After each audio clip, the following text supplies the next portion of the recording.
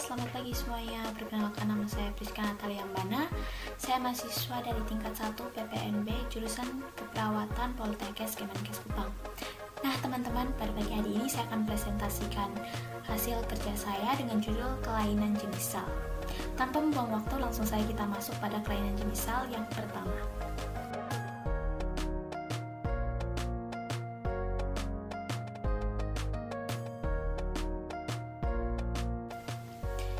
Kelainan jenis sel yang pertama adalah hipertrofi.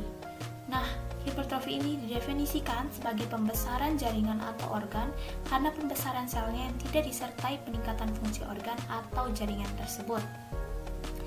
Hipertrofi ini ditandai dengan bertambah besar ukuran sel karena bertambahnya jumlah ultrastruktur dalam sel, bukan disebabkan karena bertambahnya cairan dalam sel. Yang kedua, meningkatnya ukuran sel meningkatkan ukuran alat tubuh. Yang ketiga, hipertrofi sering terjadi pada otot skelet dan otot jantung. Oleh karena keduanya tidak mampu meningkatkan metabolisme untuk melakukan mitosis dan pembentukan lebih banyak sel untuk menghadapi kerja. Yang berikutnya adalah penyebab dari hipertrofi. Yang pertama, kenaikan tantangan fungsi dapat terjadi secara fisiologis dan patologi. Yang kedua adalah rangsangan hormon khas. Berikutnya kita lihat sifat hipertrofi. Hipertrofi dapat bersifat fisiologi dan patologi. Sebagai contohnya, kondisi hipertrofi patologi dapat dilihat pada jaringan otot jantung yang mengalami peningkatan beban kerja, seperti pada pasien yang bertahun-tahun menderita hipertensi. Sedangkan pada kondisi hipertrofi fisiologi, seperti otot rangka pada binaragawan yang memang sengaja dibentuk sebagai hasil mengangkat beban berat. Nah, teman-teman, untuk lebih jelasnya teman-teman bisa melihat pada gambar yang sudah saya sajikan. Pada gambar pertama itu ada gambar otot jantung pada kondisi hipertrofi patologi ya, pada pasien hipertensi. Gambar yang kedua itu adalah otot rangka pada binaragawan pada kondisi hipertrofi fisiologi.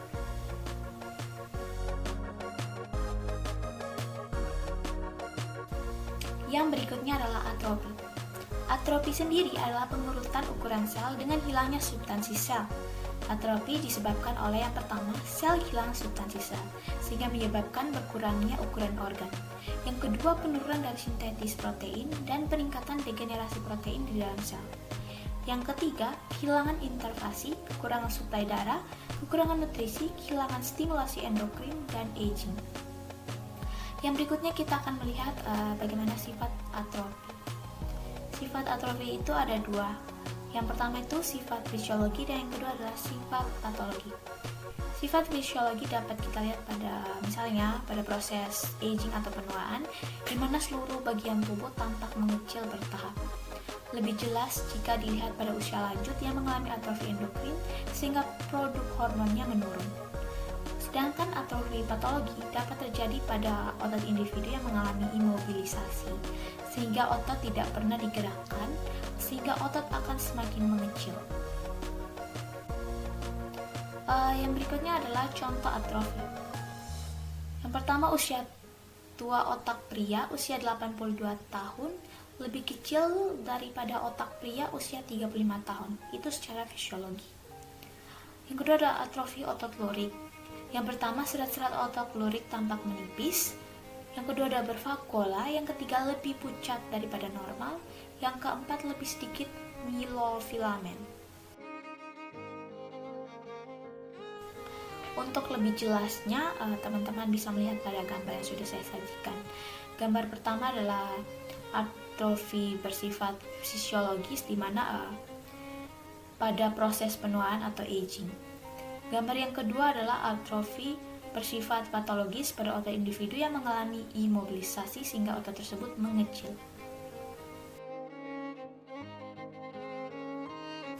Kelainan berikutnya adalah hiperplasia. Hiperplasia adalah penambahan jumlah sel yang ditandai dengan bertambahnya jumlah sel atau sel mengadakan proliferasi akibat beban kerja yang bertambah sel lebih banyak dalam ukuran yang normal. Secara makroskopis, penambahan volume atau hiperplasia tidak dapat dibedakan dengan penambahan volume atau hipertrofi. Nah, Hiperplasia ini tidak dapat terjadi pada sel-sel yang permanen ya teman-teman, seperti pada sel otot rangka, sel saraf, dan sel jantung.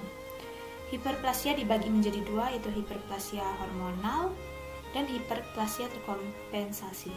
Nah, di hiperplasia hormonal ini ada proliferasi kelenjar payudara wanita selama pubertas. Berikutnya ada kehamilan dan laktasi. Yang berikutnya adalah sel otot polos uterus hamil atau hiperplasia ditambah hipertrofi. Yang berikutnya adalah hiperplasia terkompensasi pada ginjal yang tersisa, di mana bila ginjal sebelah diangkat atau rusak karena penyakit pembesaran ginjal. Berikutnya adalah sifat-sifat dari hiperplasia sendiri. Hiperplasia sendiri itu bersifat patologis dan juga fisiologis. Contoh hiperplasia fisiologi adalah pembesaran sel uterus pada saat seorang wanita hamil sehingga janin dapat tumbuh membesar di dalamnya. Sedangkan hiperplasia patologi biasanya terjadi karena rangsangan hormonal berlebih. Misalnya hiperplasia endometrium akibat pengeluaran hormon estrogen yang tidak terkendali dan merupakan prekursor terjadinya proliferasi keganasan. Nah, untuk lebih jelasnya teman-teman bisa lihat pada gambar yang telah saya sajikan di bawah ini. Gambar yang pertama itu adalah kondisi hiperplasia fisiologi, di mana sel uterus mengalami pembesaran pada wanita hamil, sehingga janinnya itu dapat berkembang dari waktu ke waktu sampai wanita tersebut melahirkan.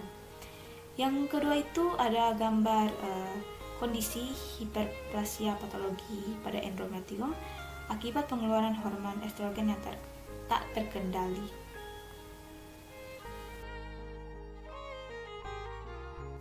Kelainan berikutnya adalah metaplasia. Metaplasia adalah perubahan sel matur jenis tertentu menjadi sel matur jenis lain. Perubahan reversibel dari fenotip sel yang digantikan oleh tipe sel yang lain bertahan di lingkungan yang merugikan. Metaplasia sering terjadi karena iritasi yang terjadi secara kronis. Pada kondisi ini, sel yang mengalami adaptasi digantikan tipe sel lain yang lebih bisa menghadapi stresor. Sebagai contohnya misalnya sel epitel torak yang dapat bersekresi digantikan oleh sel epitel gap yang berlapis yang tidak dapat bersekresi yang terjadi pada saluran pernafasan seorang perokok. Hal ini tidak menguntungkan karena lender yang merupakan alat proteksi saluran pernafasan terhadap bakteri, debu, dan benda asing tidak terbentuk sehingga saluran pernafasan mudah mengalami infeksi. Untuk lebih jelasnya, teman-teman dapat melihat pada gambar yang sudah saya sajikan di bawah ini, di mana pada gambar itu merupakan kondisi dari saluran pernapasan yang banyak terdapat bakteri, debu, dan benda asing, sehingga kalau dilihat dari penampakannya saluran pernapasan tersebut mengalami infeksi. Oke teman-teman, kita masuk pada kelainan yang berikutnya adalah displasia. Nah teman-teman, displasia ini adalah suatu kondisi di mana hilangnya keseragaman sel secara individu dan juga hilangnya orientasi susunan sel-sel tersebut. Displasia ini ditandai dengan yang pertama itu perubahan sifat sel sehingga bervariasi dalam ukuran, bentuk, dan susunannya. Yang kedua itu mempunyai inti sel berwarna gelap, ukurannya lebih besar dan abnormal. Jadi teman-teman, setahu saya sel-sel pada umumnya itu warnanya itu cenderung lebih terang atau lebih cerah, ukurannya itu juga tidak terlalu besar, tidak terlalu kecil. Jadi misalnya kalau suatu sel mengalami displasia, maka bentuknya juga akan lebih besar daripada sel-sel yang normal pada umumnya, dan juga bentuknya juga akan abnormal. Yang berikutnya, mitosis lebih banyak dijumpai pada tempat abnormal di antara sel-sel epitel. Yang berikutnya berhubungan erat dengan iritasi atau radang kronik yang berkepanjangan. Yang berikutnya proses yang reversibel. Dan yang terakhir adalah permulaan dari timbulnya keganasan atau pendahulu kanker. Jadi displasia ini bisa dikatakan adalah gejala atau tanda-tanda awal suatu sel mengalami displasia sebelum pada akhirnya sel tersebut akan memicu timbulnya kanker. Oke, kita masuk pada tempat-tempat di mana sel displasia ini sering dijumpai. Oke teman-teman, Di sini teman-teman dapat melihat beberapa gambar sudah saya sajikan. Yang pertama itu sel-sel displasia dapat dijumpai pada serviks atau kanker leher rahim. Yang kedua itu saluran pernapasan bronkitis kronik pada penderita atau perokok, atau bisa dikatakan pecandu rokok lah, rokok sigaret. Yang terakhir itu pada rongga mulut.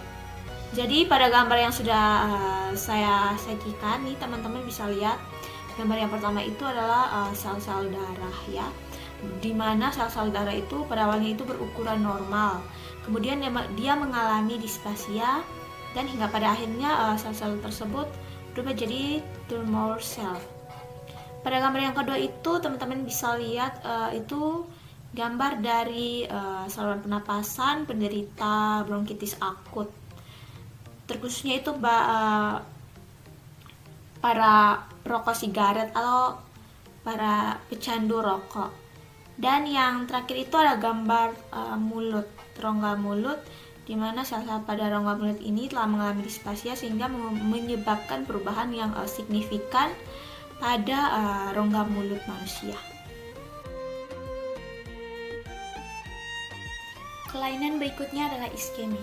Iskemik merupakan kekurangan suplai darah pada area terlokalisasi. Keadaan ini bersifat reversibel, yaitu jaringan kembali pada fungsi normal setelah oksigen dialirkan kembali. Iskemik biasanya terjadi pada adanya arteriosklerosis, yaitu penyempitan pada pembuluh darah akibat penimbunan lipid atau lemak. Contoh keadaan ini pada angina pectoris pada jantung yang memiliki gejala klinik berupa rasa nyeri pada dada sebelah kiri dan menghilang ketika istirahat. Untuk lebih jelasnya, teman-teman bisa melihat pada gambar yang sudah saya sajikan, di mana gambar tersebut menampilkan dua kondisi pada pembuluh darah yang masih normal dan pada pembuluh darah yang sudah tertimbun lemak atau lipid atau sudah mengalami arteriosklerosis.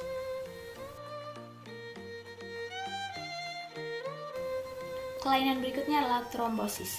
Trombosis adalah pembentukan bekuan pada lapisan dalam atau endotel pembuluh darah. Trombosis dapat menurunkan aliran darah atau secara total menyumbat pembuluh darah. Trombosis juga dapat terjadi pada lapisan endotel jantung. Trombosis pada arteri dapat menghentikan aliran darah ke area yang dialiri oleh pembuluh darah tersebut dan menyebabkan iskemik atau infak pada area tersebut. Untuk lebih jelasnya, teman-teman bisa melihat pada gambar yang telah saya sajikan, di mana pada gambar tersebut menampilkan dua kondisi. Yang pertama adalah kondisi normal sebelum terjadinya trombosis, dan yang kedua adalah setelah terjadinya trombosis pada arteri. Kelainan berikutnya adalah emboli.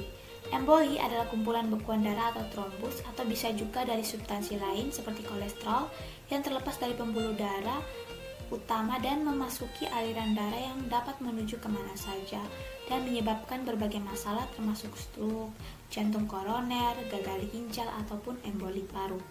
Untuk lebih jelasnya, teman-teman bisa melihat pada gambar yang telah saya sajikan di bawah ini, di mana gambar yang saya ambil ini merupakan emboli paru. Nah, pada gambar ini menampilkan kondisi di mana paru-paru itu, pembuluh darahnya itu mengalami penyumbatan akibat benda atau zat asing seperti gumpalan darah atau gelembung gas, atau bisa juga lemak kolesterol yang tersangkut dalam pembuluh darah dan dapat menyebabkan penyumbatan pada pembuluh darah. Nah, teman-teman, untuk diketahui lebih lanjut, penyumbatan tersebut dapat menimbulkan gejala yang berbeda pada tiap orang tergantung tipe dan lokasi pembuluh darah yang tersumbat. Kelainan sel terakhir adalah nekrosis. Nekrosis adalah keadaan di mana terjadinya perubahan biokimia dan morfologi atau tampilan sel akibat cedera yang fatal pada sel sehingga tidak dapat pulih kembali atau irreversible. Nekrosis dapat terjadi pada seluruh tubuh atau somatic death, atau terbatas mengenai suatu jaringan hanya pada sel tertentu saja. Berikut saya sajikan gambar tahap-tahap kematian sel. Pada gambar tersebut terlihat jelas kondisi sel dari bentuk normal hingga terjadi peleburan atau lisis. Yang pertama itu terjadi kerusakan membran lisosom, mengeluarkan enzim ke sitoplasma, dan menghancurkan sel. Sel kemudian keluar dikarenakan kerusakan membran plasma dan mengakibatkan reaksi inflamatori. Nekrosis adalah pathway yang secara umum terjadi pada kematian sel yang diakibatkan oleh iskemia, keracunan, infeksi, dan trauma. Berikutnya kita masuk pada bentuk-bentuk nekrosis. Secara makroskopis dan dengan pemeriksaan mikroskop dapat dikenali beberapa bentuk nekrosis. Yang pertama itu adalah gambar nekrosis koagulasi pada infak ginjal. Yang kedua adalah nekrosis liquefaktif pada infak otak dan badan cair. Yang ketiga ada nekrosis lemak pada pankreatitis akut. Yang terakhir adalah nekrosis gaseosa atau perkejuan pada paru-paru.